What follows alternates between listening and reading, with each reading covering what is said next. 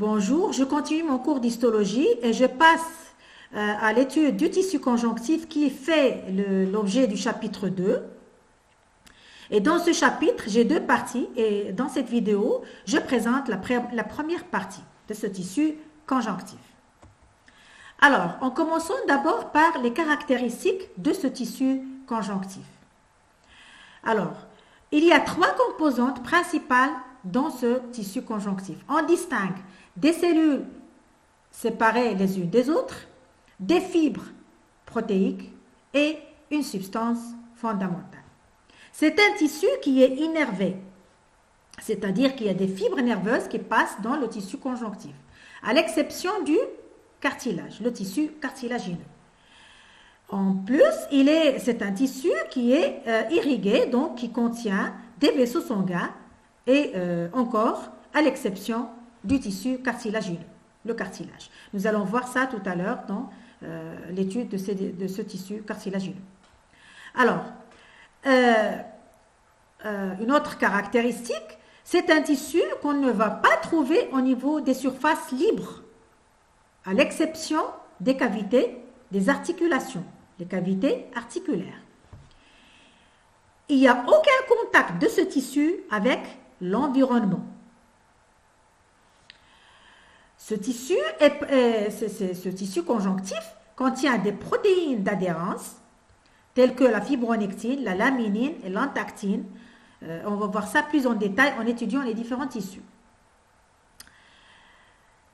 Les fonctions de ce tissu conjonctif, alors d'abord, il supporte, c'est un rôle de soutien pour les épithéliums, pour le tissu épithélial.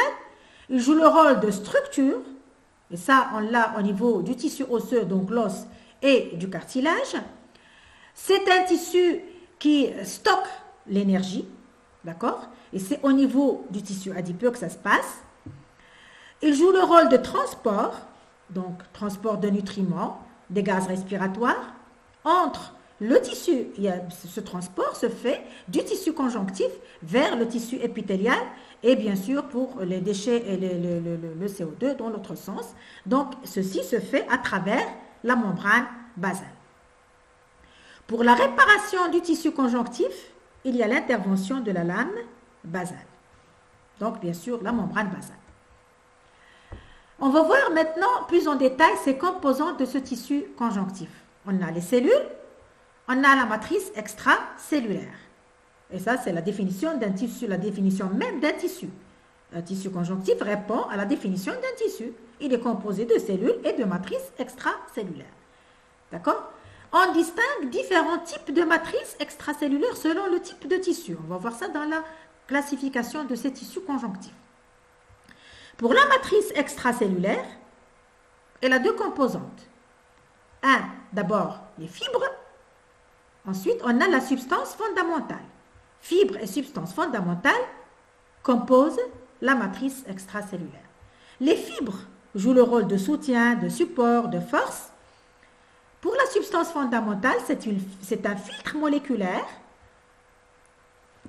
Elle stoppe la diffusion de substances qui sont nocives, joue le rôle de nutrition cellulaire et l'élimination des déchets, et la quantité de substances fondamentales diminue avec l'âge.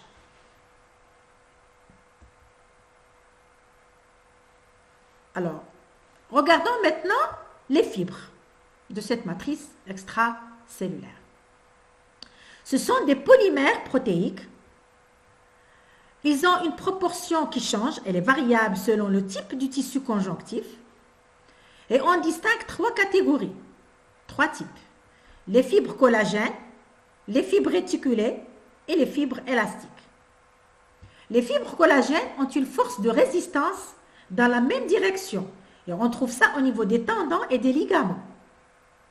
Les fibres réticulées, c'est aussi une force de résistance, mais qui ne sont pas disposées dans la même direction.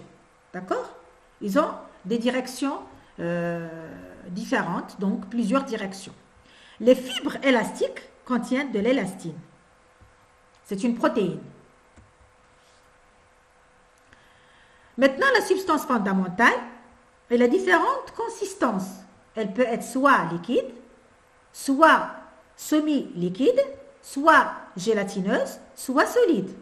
Liquide dans le cas, par exemple, du tissu sanguin. La substance fondamentale, elle est liquide. Solide dans le cas du tissu osseux, l'os. D'accord? Pour les composantes moléculaires, on a des protéoglycanes, des glycoprotéines, des fluides et des sels minéraux. Protéoglycanes, c'est une protéine centrale attachant des glycosaminoglycanes.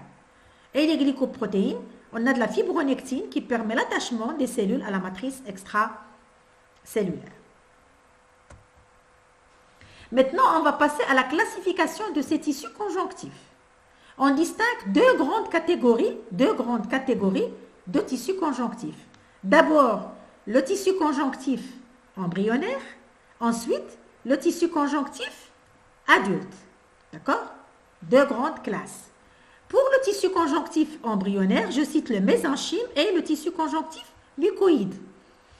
Le mésenchyme, c'est un tissu de soutien embryonnaire dérivé du mésoderme. Le mésoderme, c'est un feuillet embryonnaire, on en a parlé dès le premier cours. D'accord? Et c'est le précurseur des tissus conjonctifs. Et il contient des cellules étoilées sous forme d'étoiles et qui ont la forme fusiforme. Ils sont fusiformes. Deuxième type de tissu conjonctif embryonnaire, le tissu conjonctif mucoïde. Il est très pauvre en cellules et il est très riche en substances fondamentales. Les fibres collagènes sont très fines et dispersées. Il constitue notamment le cordon ombilical. D'accord? Donc ça, c'est pour le tissu conjonctif embryonnaire. Maintenant, on passe au tissu conjonctif adulte. Il y a 5 catégories de tissus conjonctifs adultes. Dans cette vidéo, nous allons voir les 3 premières catégories, c'est-à-dire le tissu conjonctif lâche, le dense et le cartilagineux. Dans chaque catégorie, il y a chaque type, il est divisé en 3 catégories, c'est-à-dire il y a 3 catégories, 3 types de tissus conjonctifs lâches, 3 types de tissus conjonctifs denses et 3 types de tissus conjonctifs cartilagineux. On va voir ça dans les diapositives suivantes. Pour le tissu osseux et le tissu sanguin, on va étudier ça dans la prochaine vidéo. Alors, le tissu conjonctif lâche, comment on le définit? Il y a plus de substances fondamentales que de fibres et moins de fibres. Exemple, le tissu adipeux. Donc, ici, on voit beaucoup plus de substances fondamentales que de fibres. Il y a très peu de fibres. Le tissu conjonctif dense, il y a moins de substances fondamentales et beaucoup de fibres, beaucoup plus de fibres. Exemple, les tendons. Regardez, il y a beaucoup de fibres et les espaces entre les fibres, c'est la substance fondamentale, elle est moins abondante. D'accord? Donc, chaque catégorie, on va l'étudier à part en regardant les différentes sous-classes de chaque type de ces tissus conjonctifs adultes. En commençant par le tissu conjonctif lâche. Donc, la première catégorie. Il y a le tissu conjonctif aréolaire, le tissu adipeux et le tissu conjonctif réticulé. On va étudier le premier cas qui est le tissu conjonctif aréolaire. Plusieurs types de cellules, 3 types de fibres, c'est-à-dire les fibres collagènes, les fibres réticulées et les fibres élastiques. La substance fondamentale, elle est semi-liquide et on trouve ça sous la couche sous-cutanée la membrane cutanée sous la peau, d'accord, au niveau du derme. Et quel est le rôle de ce tissu conjonctif aréolaire? Fournit la force, l'élasticité et joue le rôle de soutien. Ça, c'est une coupe de tissu sous-cutané. Donc, on a les fibres collagènes et les collagènes, ils sont plus larges, un calibre plus gros, donc plus épaisse. Et les fibres élastiques qui sont fines ici. D'accord? Ça, c'est un grossissement moyen. Le tissu conjonctif lâche, deuxième catégorie. Le tissu conjonctif lâche, on a dit 3 catégories. Et donc, première catégorie, c'était le tissu conjonctif aréolaire. Et deuxième catégorie, c'est le tissu adipeux. Le tissu adipeux, c'est donc là où on a les graisses. hein, les matières grasses sont stockées dans le tissu adipeux. Et les cellules s'appellent adipocytes, cytes pour cellules. Les noyaux se trouvent à la périphérie de la cellule. Alors ça, c'est la cellule. Alors ça, la cellule. Alors tout l'intérieur contient, c'est la zone où l'adipocyte stocke les graisses. Il y a la réserve de graisse. Et donc, comme il y a un grand espace, un grand volume occupé par les graisses, eh bien, le noyau, il est repoussé vers la membrane plasmique. Et c'est ce que vous voyez ici. Pardon. Ici, le noyau. Les noyaux sont vers les périphéries cellulaires. D'accord? Donc, on a des noyaux périphériques et on trouve ce tissu adipeux au niveau sous-cutané, sous la peau, autour du cœur, d'accord? Au niveau de la moelle jaune des os et au niveau des articulations, d'accord? Au niveau sous-cutané, on avait vu dans la vidéo précédente, c'est au niveau, quand on a vu les membranes, c'est au niveau de la membrane cutanée, on a l'épiderme, on a le derme et on a l'hypoderme. Donc c'est au niveau de l'hypoderme qu'on va avoir le tissu conjonctif adipeux, les graisses. D'accord?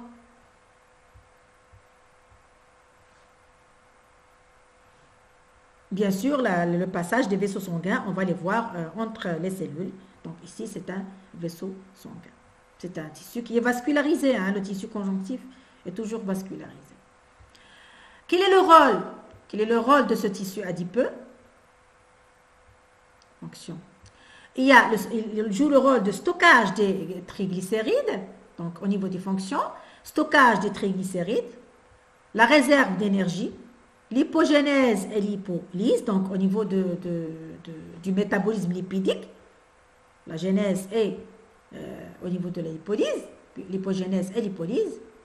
L'hypogénèse, formation de lipides, et l'hypolyse, c'est la destruction des lipides, c'est le catabolisme des lipides, d'accord? Et la réduction de la perte de chaleur au niveau de la peau. Alors, chez le nouveau-né, on parle de thermogénèse par la graisse brune. Justement, il y a deux types de graisse. Il y a le tissu adipeux blanc et le tissu adipeux brun. Ici, ça, c'est une photo microscopique de tissu adipeux blanc. On va voir maintenant la différence entre le tissu adipeux blanc et le tissu adipeux brun. Donc, de sorte, tissu adipeux blanc, il est uniloculaire. Tissu adipeux brun, il est multiloculaire. Qu'est-ce que ça veut dire? Au niveau du tissu adipeux blanc, il y a une seule vacuole qui stocke les matières grasses. D'accord? Une seule vacuole qui occupe tout le volume de la cellule et le cytoplasme, il est repoussé vers la membrane plasmique. D'accord? Bien sûr, avec le noyau aussi. Alors, il y a une petite quantité un petit volume occupé par le cytoplasme au niveau périphérique. Pour le tissu adipeux brun, eh bien, il y a plusieurs petites vacuoles dans la cellule, plusieurs petites vacuoles, multiloculaires, plusieurs petites vacuoles. D'accord? Alors, ici, on représente la cellule adipeuse et on a plusieurs petites vacuoles lipidiques. D'accord? Plusieurs petites vacuoles lipidiques. Et ça joue le rôle de thermogénèse. Donc, ça, c'est la graisse brune. Pourquoi le tissu adipeux, il est brun? Parce qu'il est riche en cytochrome, d'accord? Qui sert à la respiration cellulaire, au niveau des mitochondries. Alors ça, c'est les mitochondries, d'accord? Alors, où est-ce qu'on trouve ce tissu adipeux brun? En général, au niveau du cou, au niveau des épaules et au niveau du dos. Pour le tissu adipeux blanc, il représente 15 à 20% du poids du corps.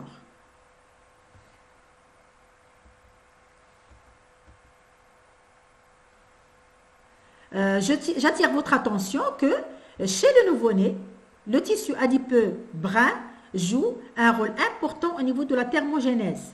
D'accord? C'est le tissu adipeux brun qui permet la régulation de la température chez le nouveau-né. la thermogénèse, donc genèse de la chaleur, d'accord? Donc, parce que chez le nouveau-né, le tissu musculaire, les muscles ne sont pas encore bien développés, alors il ne peut pas, en cas de froid, il ne peut pas frissonner, le frisson thermique, ça génère de la chaleur. Alors la chaleur, pour ramener la température centrale à 37 degrés, donc quand il fait froid, quand il est dans un environnement froid, eh bien c'est le tissu adipeux brun qui va participer à cette fonction et fournir la chaleur nécessaire donc, à l'organisme de ce nouveau-né. Et donc c'est la thermogénèse. Contrôler la température centrale. Maintenant, troisième catégorie de tissu conjonctif lâche, le tissu conjonctif réticulé. On a la présence d'un réseau de fibres réticulées, des fibres collagène type 3, il y a peu de substances fondamentales et on trouve ce tissu conjonctif réticulé dans les organes suivants, au niveau du foie, au niveau de la rate et au niveau de la moelle des os. Quelle est la fonction de ce tissu? Il supporte les cellules musculaires et il joue le rôle de filtre des fluides au niveau du corps. Alors, je donne ici une coupe histologique, donc une photographie au niveau de la microscopie optique, coupe histologique d'un ganglion lymphatique. Un grossissement assez fort, presque 500 fois. Alors, regardez les cellules. Alors, ça, c'est le noyau de la cellule. Et ici, c'est la fibre réticulée. Donc, vous voyez bien qu'il y a tout un réseau de fibres réticulées. D'accord? Et il y a très peu de substances fondamentales.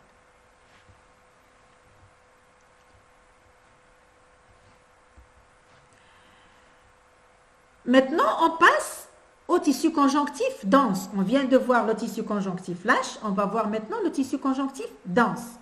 Donc, on a un assemblage dense de fibres, collagène ou élastique. On a encore 3 catégories dans ce tissu conjonctif dense. Le dense régulier, le dense irrégulier et le dense élastique. D'abord, on va étudier le dense régulier.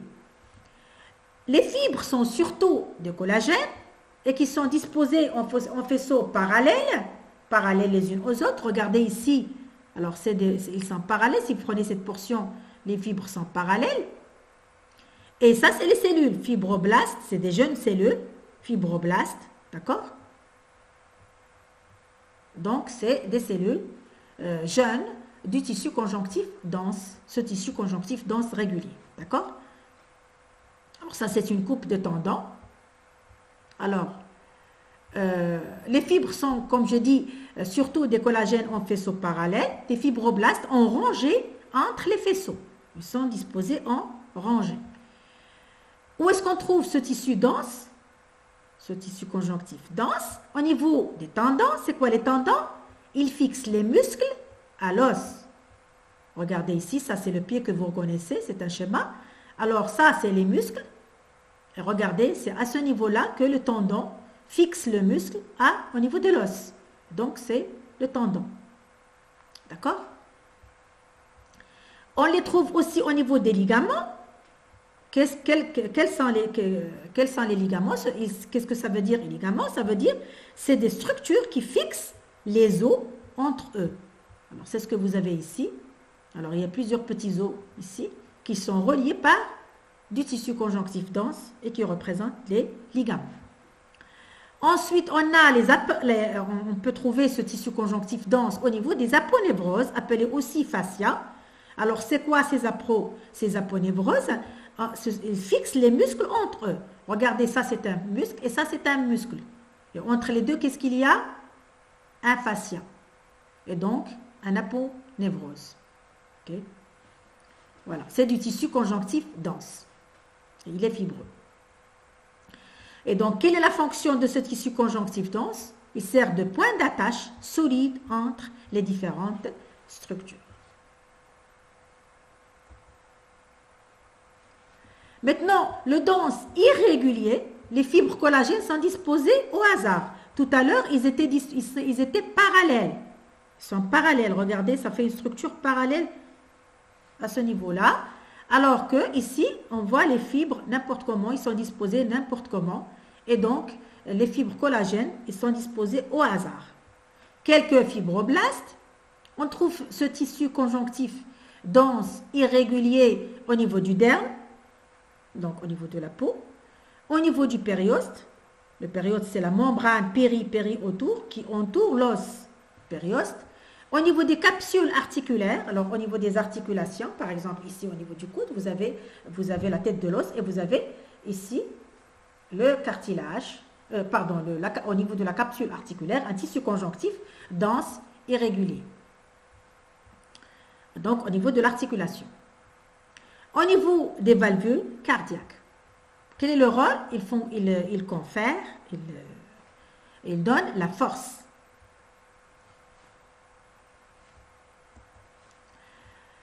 Maintenant, dernière catégorie, le dense élastique. Donc surtout, on a des fibres élastiques et des fibroblastes.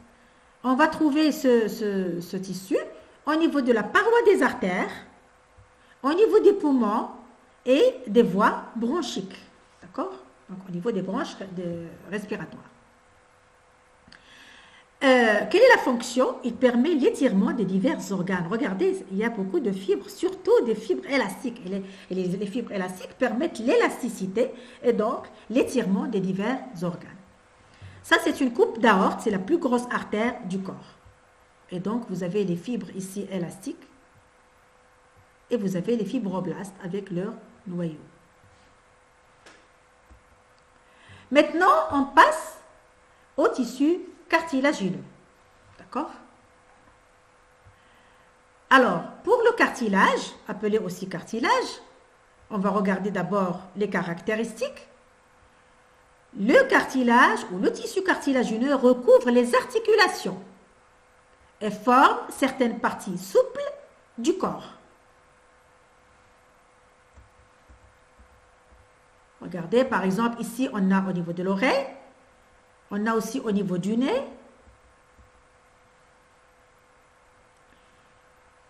Et bien sûr, on va le trouver au niveau des articulations. Donc, on va voir ces exemples les uns après les autres. Donc, ce tissu cartilagineux joue le rôle de support. Il facilite le mouvement. Il est souple et élastique, mais quand même, il est solide. Joue le rôle dans l'ossification et il n'a pas de vaisseau sanguin. Il est A, on dit qu'il est A, en français c'est privatif. Le préfixe A c'est privatif, c'est-à-dire qu'il ne contient pas de vaisseau sanguin. Et il n'est pas innervé. Il ne contient pas de fibres nerveuses. Sa localisation dépend de l'âge. Où est-ce qu'on va trouver ce cartilage? Au niveau, ça dépend de l'âge. Donc, à l'âge fœtal, au niveau du fœtus, il constitue la plus grande partie du squelette.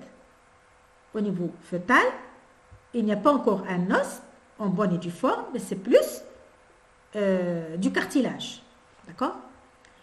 Chez l'enfant, il diminue d'importance, c'est-à-dire avec l'enfance, de plus en plus qu'il y a la croissance, de moins en moins qu'il y a du cartilage et qui est remplacé par l'os.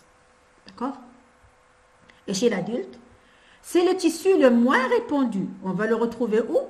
Au niveau des articulations, au niveau des côtes, donc au niveau de la cage thoracique, donc vous avez les côtes, et des pièces de l'appareil respiratoire, particulièrement au niveau de la trachée artère.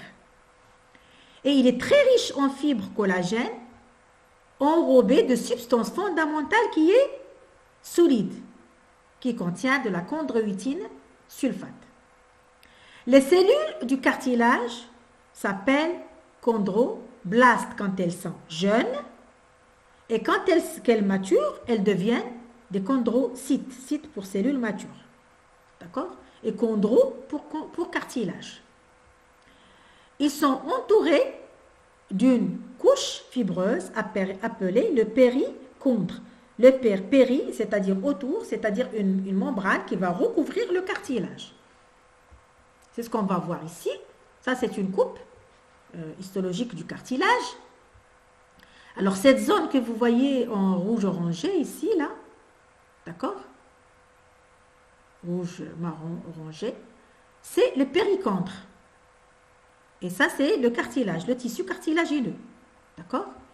Et ça, c'est au niveau de la base du périchondre vers, bien sûr, l'intérieur du cartilage que vous allez rencontrer les cellules jeunes qui sont des chondroblastes qui vont maturer et passer à l'intérieur du tissu cartilagineux sous forme de cellules adultes et qui sont des chondrocytes.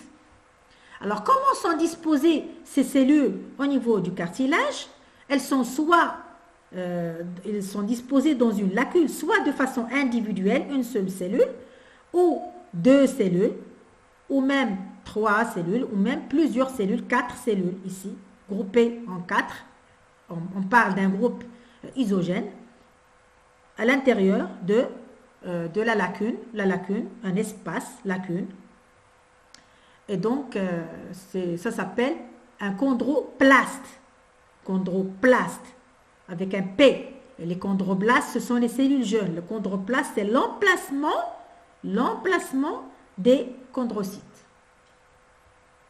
Ici, on a représenté un os long, un second, et il se retrouve au niveau de l'articulation tête-à-tête, et on a le cartilage articulaire.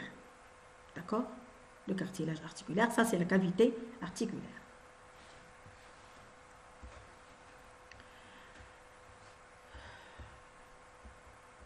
Voilà. Alors, nous allons étudier maintenant le deuxième volet pour le tissu cartilagineux. On va étudier cette membrane qui entoure le cartilage et qui est le périchondre. C'est une membrane de tissu conjonctif, dense, irrégulier, qui recouvre la surface du cartilage. On a deux couches, une externe qui est fibreuse et une interne qui est cellulaire, chondrogène. La couche externe contient de gros faisceaux de fibres collagène. La couche interne, elle est chondrogène. D'accord? C'est-à-dire qu'elle contient des cellules qui vont donner les chondroblastes. C'est là où on a la formation des chondroblastes. On va voir maintenant la nutrition du tissu cartilagineux. Comment se nourrit ce cartilage? On a dit qu'il n'a pas de vaisseau sanguin. Et donc, comment il va se nourrir? Eh bien, la nutrition du cartilage se fait à partir des vaisseaux sanguins du périchondre. Alors, si le tissu cartilagineux n'est pas vascularisé, eh bien, le périchondre, cette membrane, elle est vascularisée. Le cartilage articulaire aussi fournit la nutrition au cartilage, La nutrition du cartilage articulaire se fait aussi à partir du liquide synovial. Alors, regardez ici, on avait vu dans la vidéo précédente la membrane synoviale, et ici, on a le liquide synovial qui est là pour lubrifier l'articulation, pour faciliter le mouvement de l'articulation. Et c'est ce liquide synovial qui va nourrir le cartilage quand ce cartilage se trouve au niveau des articulations, le cartilage articulaire. Sinon, la nutrition se fait à partir du périchondre. Comment se fait la croissance du cartilage? Elle est soit appositionnelle, nommée appositionnelle et donc exogène, soit interstitielle et donc endogène. Pour le premier cas, premier type de croissance, on a la synthèse de la matrice extracellulaire à la surface du cartilage. Résultat, il y a augmentation de la taille du cartilage. Donc à la surface. Une croissance interstitielle endogène se fait à partir de division des chondrocytes et donc qui permettent la synthèse de la matrice extracellulaire. Ce type de croissance et qui est interstitielle se fait pendant l'enfance. La croissance appositionnelle se fait à l'âge adulte et jusqu'à la fin de la vie.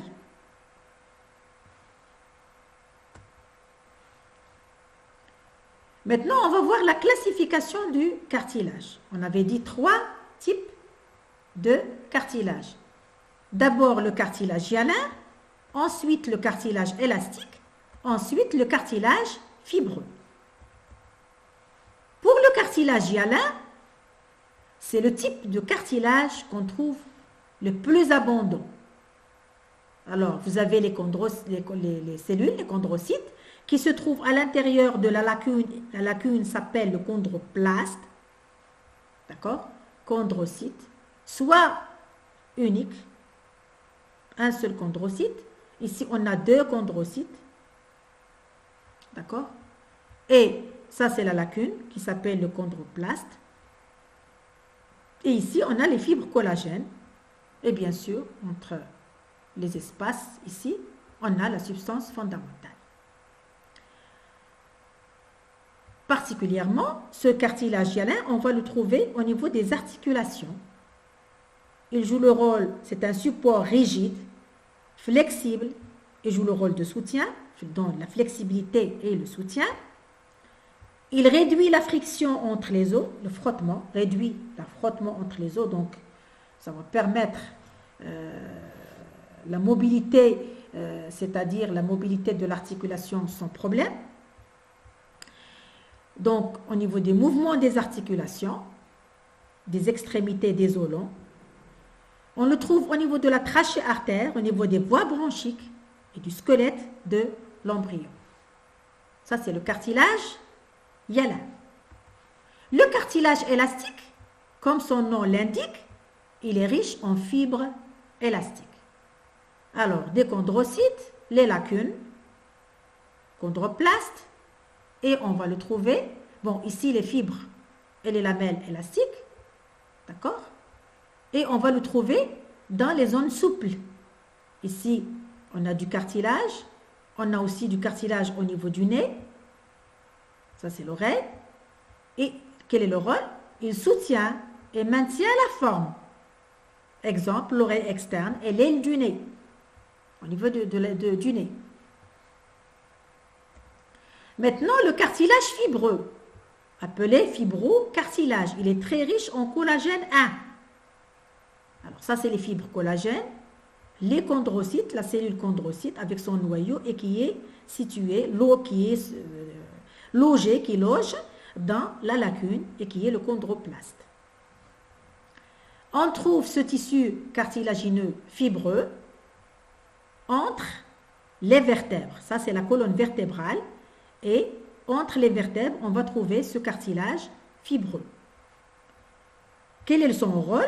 Il va limiter le mouvement, il évite le contact des os, et donc on va le trouver dans les disques intervertébraux, hein, et aussi dans la zone d'insertion, là où se fixent les ligaments et les tendons. D'accord? Les ligaments ou les tendons. Voilà. Donc, avec cette dernière diapositive, je termine cette première partie du tissu conjonctif et la prochaine vidéo sera consacrée à la deuxième partie du tissu conjonctif. Je vous remercie.